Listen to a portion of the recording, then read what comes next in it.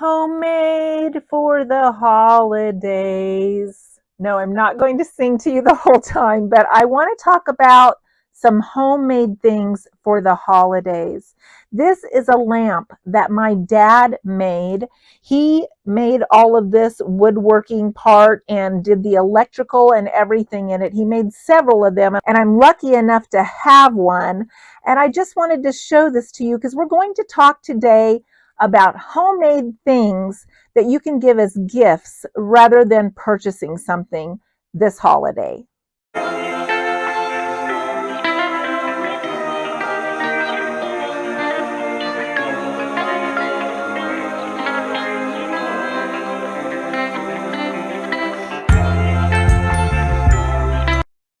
Hello everyone, I'm Bonita from Pennies to Dollars, and today we're going to talk about those homemade gifts that mean so much when you give them to someone. We're not only going to talk about homemade gifts, we're going to talk about homemade food and homemade fun for the holidays. So let's get started today. There are so many things like that lamp I just showed you that will be something that your family will treasure forever. And not everybody's into woodworking, but maybe some of the men are. But let me show you some of the things that the kids can make, some of the things that the adults can do, and what we can do to make our Christmas frugal, fun, and memorable. I feel like I have so many things to share with you today for ideas. And maybe some of them will be more to the children's liking, but even us adults that get some of these things from our kids, we treasure them forever. For instance, my middle son, who just turned 37, he made me in school a plaster rat with a big pink tail Christmas ornament with a Santa hat on it. I would show it to you, but it's packed away right now. And if you knew my son and knew how silly he was his entire life, you would treasure that. I treasure that. He was so silly as an infant, I literally would have to turn his high chair towards the corner because he would keep the 4- and 5-year-old laughing so hard at the table, they would choke on their food. And he knew totally what he was doing. So I treasure this little rat with the Santa hat. It reminds me of those days, of his sillier days when he was really young. But let me show you some of these fun things that you can make with your kids or even get as gifts as grandparents that you will love to keep. These are just pine cones that have been painted. Some of them have glitter on them. I don't know if you can see them as well as I would like for you to. They're absolutely beautiful. And with me living in the country and being a farm girl, I love these things. They're on my tree every single year. And they are in all colors. It doesn't matter what color. They don't even have to be the Christmas color or the theme of the color of the tree. They are just absolutely gorgeous. So this is something fun you could do with your kids, just a little bit of ribbon on top. I've even seen these sold at craft fairs and people just snatch them right up. I love these. It gives you that little country feel for Christmas. This is another one that's super fun. Look at this. It is a smashed pop can that's been painted and had glue and the face of Santa put on the front. I also have a snowman like this. I think this is adorable. Little piece of wire to hang on your Christmas tree. Absolutely adorable. Here is another one, homemade. Grandchild handprint made into a Santa's face with the grandchild's name and the date that he made it on the back. What a treasure. Homemade, they're easy to make, they're fun to make, they're inexpensive to make. And as a parent or a grandparent, you'll treasure these forever. Now, as my kids got older, I still get homemade gifts from some of them, and I absolutely love them. My oldest daughter is very crafty, very talented. Let me show you some of the things that I've gotten as gifts from her. Here is a pot holder. It has a pocket in there. Isn't that nice? Nice and thick. It kind of has a quilted look to it. It's for Thanksgiving. And then here's another one for the fall. Again, a pocket, nice and thick, has that quilted look to it. Isn't that gorgeous? She also made me some for Christmas. Look at this pattern. Again, absolutely gorgeous, beautiful pattern. And another one. So if you are crafty or you are a sewer, these are things I will never get rid of. In fact, I even hate to use them. They're so beautiful. I hang them up as decorations around the holidays. I have places to hang fancy pot holders, and that's where these go to help decorate my house. Now, when I first got married, my sister-in-law that I talked to you about in one of my other videos and how she had made me a bunch of things when I grew up, she just took a normal tea towel and added this beautiful little strip of decoration across the tea towel and gave me several of those as a wedding present. That was when I was 17. I still have them 40 years later. They're thick, they're durable, they have held up, and they're still pretty. Now, my daughter made me a tea towel, and look, she did this counted cross stitch. Can you see how detailed that is? Absolutely gorgeous. Another one of those things that you want to use as a dresser cloth or a cloth under your television or on your coffee table. Too pretty to wipe your hands on, in my opinion. And here's another one that she made. Absolutely gorgeous. Hand counted cross stitch. Then she made me some other tea towels. Look how she added the strip that we talked about. This is a velvet strip for Christmas. And then added another velvet strip at the bottom and put this in the center to just decorate this plain tea towel into a Christmas tea towel. Absolutely beautiful. Here is another one. Plain white tea towel, beautiful velvet stripping, and beautiful insert added to make this plain tea towel a gorgeous Christmas gift. Then for Thanksgiving, she did the same thing. Orange stripping with pumpkins inserted on the tea towel. Beautiful fall colors, gorgeous. And one more that was more of the fall color with the leaves, the stripping, and another pretty tea towel.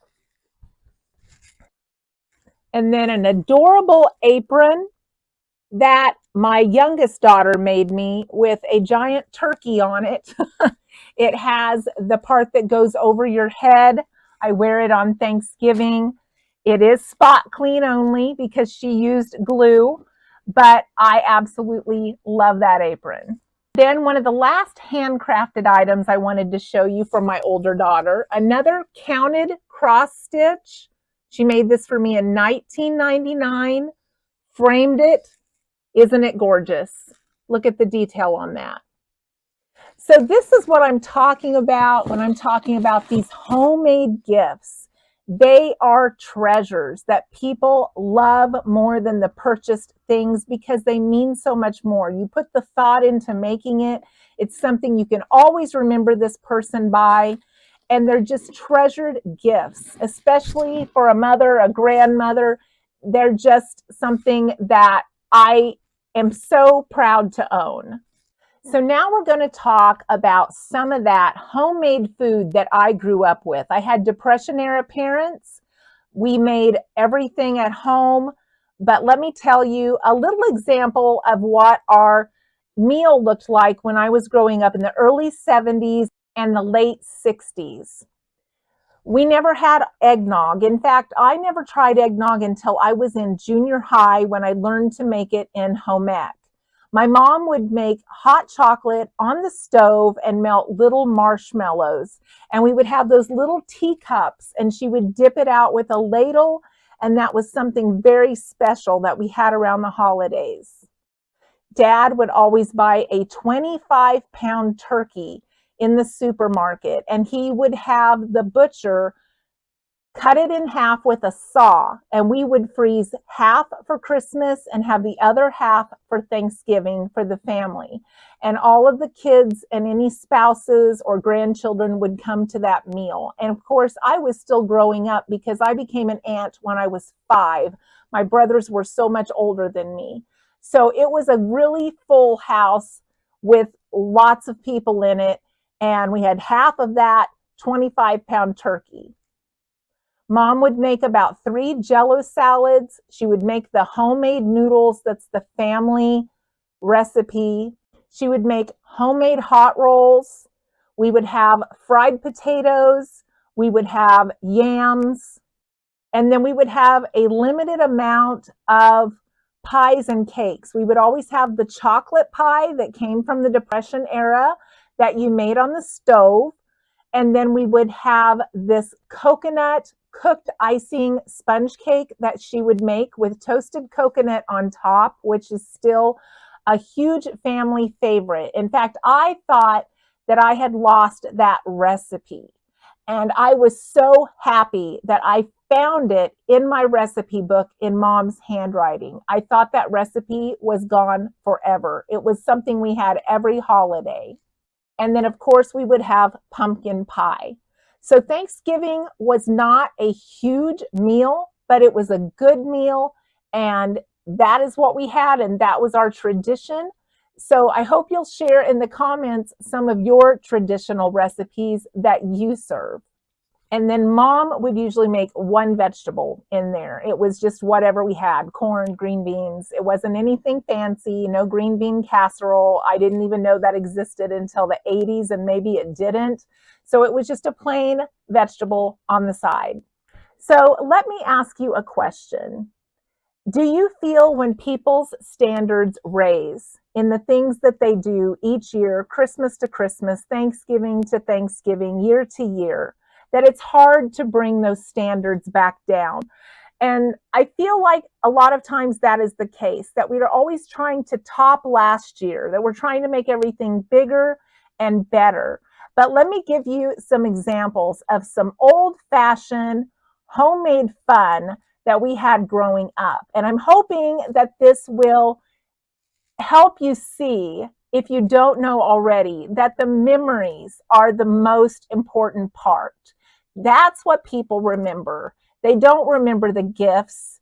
They remember the memories and the fun that you had surrounding those family gatherings. Christmas Eve, we would get one of our own socks from our drawer. We never ever had a real stocking like you see today that are sold in stores and you purchase. And I would always pick the longest knee sock I could find, because in my mind, Santa would have to put more in it, and it stretched. And we would take a safety pin and we would hang it from the handles of our cabinets that were under our 4-foot tree that sat up on top of the cabinet. I put the tree up every year. I decorated it every year. That was my job. So we would get an apple, we would get an orange, and of course that would make that stocking stretch. Dad would get a tube sock. That's what we would hang up there. And I would get those large peppermint sticks that are probably like 12 inches long. Do you remember those really big ones? And Mom would beat that up with a hammer into a small dish so I could eat the pieces small at a time and keep the peppermint stick intact. We didn't just sit there and lick on the stick or suck on the stick until it became pointy. We used a hammer and broke it up into pieces so that it would last longer. And we had shelled peanuts. That was something we always got in our stocking, and we loved them. So it was a pretty traditional, old-fashioned stocking stuffer. There was no little gifts in there. There was no chocolate that I ever remembered. It was basically those things every single year, divided amongst all of us that had a stocking hung. My most memorable Christmas, Dad and I made a stupid bet. I asked him what I was getting for Christmas. I liked to tease him. He liked to tease me back. And he told me one year, just off the top of his head, "You're getting a rubber ducky." And I kept bugging him, and he just kept saying, "You're getting a rubber ducky." And finally I said, "I will bet you $5 that I'm not getting a rubber ducky." And he said, "You're on." Well, I guess my dad had a devil of a time finding a rubber duck. He thought it would be easy. He looked everywhere. He couldn't find a rubber duck. And I came home, and at that time, I was still allowed to shake presents. I think kids today maybe aren't allowed. I had to tell my kids they weren't allowed because they were such good guessers. They could pick up a gift and say, "It's this." And I was like, "Oh my gosh." So finally I had to say no shaking of the gifts. But I was not a good guesser. So I would come home every day and there would be this gift and I would pick it up and shake it. And it was light and there was no weight to it. And I'm like, what could this be? And the next day I would come home and pick it up and it'd be so heavy, I couldn't lift it. I couldn't shake it. And I was like, it was just light yesterday. And the next day it would be, I'd go to pick up this heavy gift and I'd almost throw it to the ceiling because it was so light again. And the next day again, it would be super heavy. And I was like, what is going on? Well, after Christmas, Dad told me he had never wrapped a gift in his life up until that Christmas. He always had us wrap his gifts for him. Every day he came home and unwrapped that gift, added a brick, the next day took it out, added a brick, took it out. So every single day it was either light or heavy, and I didn't have a clue what was happening. And of course, on Christmas Day, that's the one I wanted to open. And when I opened it up, it had a balloon that had a rubber duck on it. He said, that's the only rubber duck I could find, and I was not going to lose my $5. So that's what I'm saying about memories. They can be such small things that mean so much. I don't remember a lot of things. They were so basic. They were repetitive. We got the same things every year. I knew what was under the tree: a doll, new pajamas, new underwear. But I didn't know what the doll would look like. I didn't know what the nightgown would look like. And so every year I was excited to see the details of what I knew I would get because it was the same every year. And Christmas was still fun. But that rubber duck was the year that I remember the most. And as you can see, it wasn't even anything fancy, but it was homemade fun. So I hope you've enjoyed this video today. I am so glad that you joined me.